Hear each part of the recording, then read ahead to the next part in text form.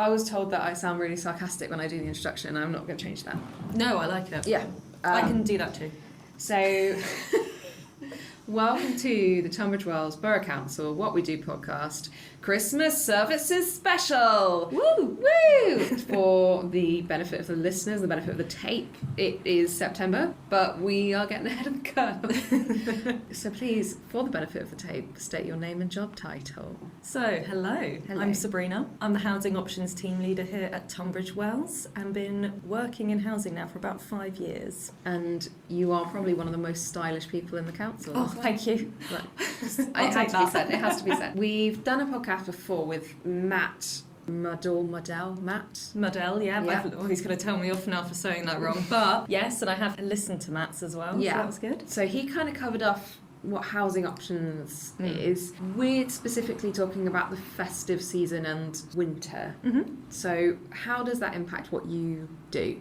Okay, so of course, with all the changes in terms of weather, we do have to accommodate, of course, a lot more people during that time for the purposes of just making sure that people are safe. Mm-hmm. There's that, obviously, quite high demand. We've also got actually the Renters Reform Bill coming in the next couple of months as well, which potentially could also have some increasing demands on the service as well. Christmas is always a busier time, and I think maybe moving slightly more away from legislation-wise, because people can look that up. But I think in terms of how the team is really impacted during that service, and also housing needs at the time, there's a lot of people, going home, lots of relationship breakdowns, so we actually see a lot more of that kind of inquiry at that time of year as well, just because I think Christmas can be quite an intense environment for families specifically. So yeah, you're seeing a lot of family disputes that will lead to people needing a new place to stay. Massively, and it is actually surprisingly one of our most highest reasons for approaches for homelessness. So we do try to put a lot of time, officers, they do an amazing job trying to negotiate with families, so it's where we spend a lot of our time. Something we talked about with Matt as well, when people think of homelessness they will think of rough sleepers, but that's the sort of tip of the iceberg in terms of what you do, because you're looking after people who might be hidden homeless where they're sofa surfing or they're like care leavers or things like that. So yeah, absolutely. So just to give you, I guess,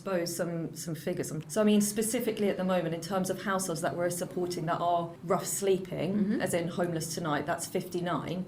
But we've also got 91 cases who are threatened with homelessness. Yeah. So a lot of our time and energy from the team is really put into trying to prevent people from becoming homeless in the first instance.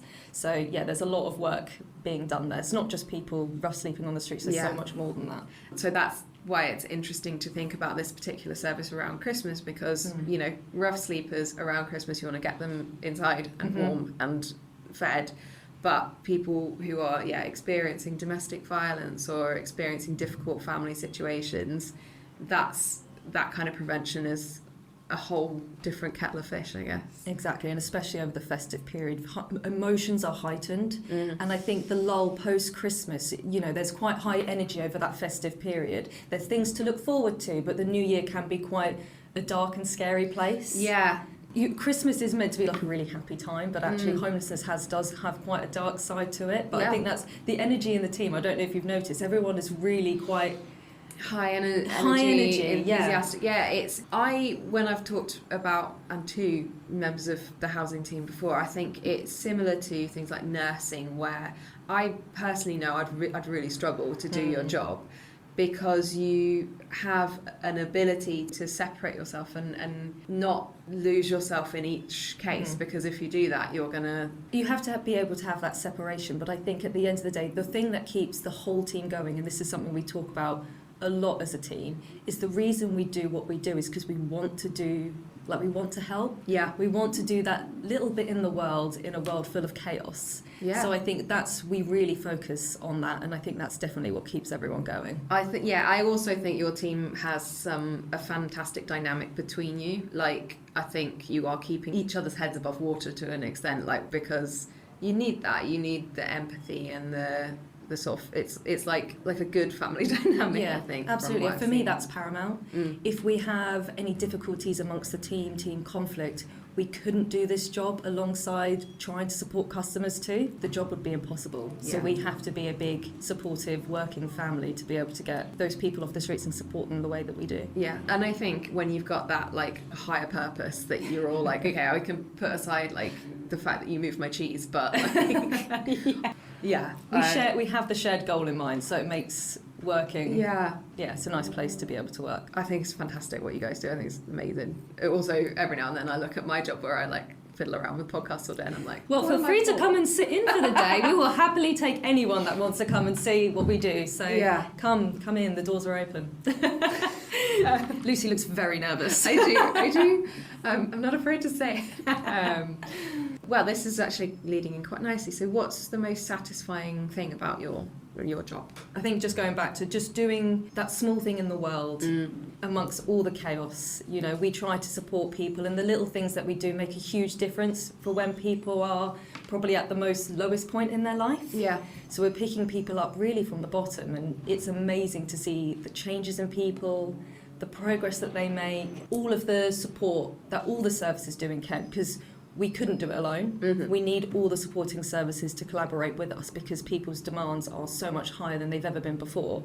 But seeing that change, that as professionals we do, it's really rewarding in that sense. And I guess like housing someone is the first step on a quite a long journey in a lot of ways, because could be the first step in recovery from addiction or fleeing domestic abuse, and these points that you're meeting people at are just such transformational moments. You're coming back to like the hierarchy of need. Feeling safe is the first thing, and then everything else sort of comes with it. Yeah. What is, at the other inspection, the most challenging part of your job, do you think? I think with all the things that are going on in the world is not becoming any easier. So I think there's always new challenges that we're facing every single week, every single day. So I think it's just trying to learn and adapt to those changes while also getting the support from other services on side as well. Because other services' demands are changing just as much as ours are. Yeah. So it's like learning how social services protocols have recently changed, along with porch light or Change, Grow, Live. Everyone's demands are changing because everything moves so quickly. Yeah. So it's actually probably just trying to keep up with those changes, just making sure we're always ahead of the game, I think is like really paramount for me as a team leader supporting the team. Because you integrate with so many different services run by government but also run by volunteer groups and all these different things. It's keeping abreast of all the different change. It sounds chaotic. Do you have anything else that you would like to share about your role or let people know over the festive period about housing? The support is there. So I think the main thing is sometimes people maybe feel like they can't reach out. Do reach out, because the support is there. There's so much agencies that we get support from over the festive period. Obviously, we've got the Christmas Mayor's Toy Appeal coming up. We've got Nourish do a lot of work over Christmas. Again, domestic abuse services, of course, really do pull together at the festive time as well. So I think if you ever got any concerns, just reach out, because anyone in the housing team even would just be happy to have a conversation and talk things through with you. So and I'm guessing like if someone's not, you don't need to take someone on because they don't have a specific housing need. You can signpost them to the right group or organisation or service that can help them. Absolutely. Housing advice is what our job title is. So any inquiry, we're more than happy to try and cover. Yeah. I was talking to the Amelia customer service team and they got an inquiry about how to cook a Christmas ham. And they helped with that. They talked someone through it on the phone. I think I might need to find out who that was because I could benefit from that too. Yes. That was a festive story. So I'm going to ask you the final but most important question on this festive podcast, which is how early is too early for Mariah Carey?